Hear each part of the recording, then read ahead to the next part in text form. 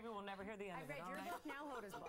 Up next, Corey Feldman finds himself in our studio. Yes, Who he knows does. if he's happy about it? He must be anything but Look lost. at the lid on Corey. My gosh, freshly colored after this. In 1987, Corey Feldman starred in The Lost Boys, which went on to become a cult classic. The film also marked the beginning of a great friendship with his co-star, the late actor Corey Haim. Yeah, 23 years later, the third installment of the series Lost Boys, The Thirst, is about to make its debut. But here's a sneak peek at Corey's character as he tries to rescue a young boy from the grips of deadly vampires. More vampires? Radio check. Check. Check. Check. All right. Once inside, our main objective is to extract Peter. Killing vampires is our second priority. All right, everybody. Let's rock and roll.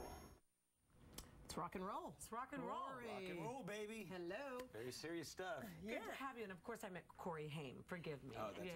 And That's the okay. original, obviously, you did with Corey Haim. Was it a little weird going back and doing this installment of it? Without him? Yeah, without him. Yeah, well, we got our feet wet, so to speak, on The Tribe.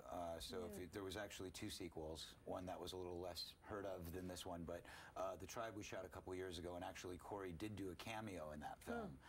So that was very nice. It was nostalgic. And because of some political problems between him and his work ethic at the time, he wasn't able to come back for the third one. But ironically, when you watch this film, there are some very eerie things that happen because like when you watch it, you're going to go, wow, they went back and they reshot these scenes and added them after his death. When in fact we didn't. It's actually shot as the script was written. So there's a scene where I actually go and I visit his grave. Wow. It's a cemetery scene. And the irony of it is that I was actually on the phone with him the night before we shot that scene. What was that conversation like? Well, it was interesting because he was very kind of upset that he wasn't in the movie. And I said, listen, I'm really sorry. I would love to have you, but there's only so much I can do. However, if you stay clean, stay on top of your game, be a good boy, we'll get you back for the next one, and that would be great. So he got very excited about this, and so excited, in fact, in the true nature of what was Corey Haim, which was kind of off the cuff.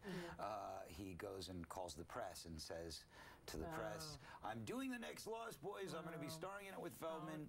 And so the next day, we get to the set, and we're at the cemetery, and we're shooting the scene, and all the producers and I are standing around, and we're looking at the newspaper, and I'm going, so, well, good news, everybody. Apparently we're making another Lost Boys, and apparently Corey Haim is starring in it. So it was kind of very bittersweet.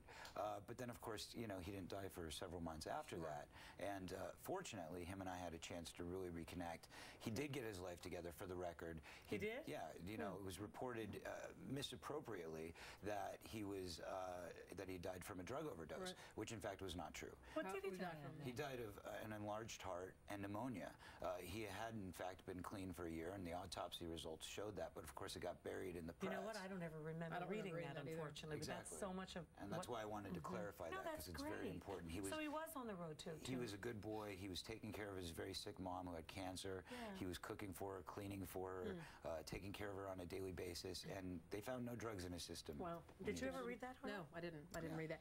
In addition to acting, you're obviously also a musician, and do you have a lot going in that department? I do. I'm very excited. We have some very exciting things going on. Tell us, Corey. Well, I'm going to give it all to you. Tell us, baby. Basically, we have created this new type of event.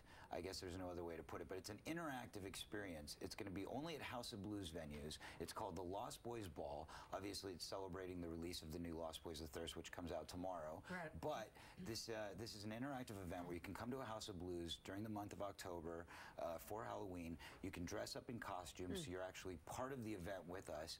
Pick your favorite costume. There's going to be a costume contest. We're showing the original Boys on big screens, theatrical kind of setting. Then my band, Truth Movement, is going to perform a full 1-hour show. Stop it. Yes, a full hour. A full hour. Stop We're it. doing the whole album. And the music, kind of integrates because we actually have some music in the new Lost Boys film. And you executive produced this as well. Look, you're very busy and important. I know. Corey, thank you so much for being with us. It's really nice to see you. And we're sorry the loss of your friend. Thank you very much. I appreciate that. But I'm glad to be here. So that's going to be on DVD tomorrow. And Blu-ray. And pay-per-view. Get out of town. And if you want more information about the Lost Boys Ball, you can go to my website, www.coreyfeldman.net. I think we have covered it all. We have. Well, all right, coming up next, we're going to talk about troubles with your relatives and some awkward situations right after this.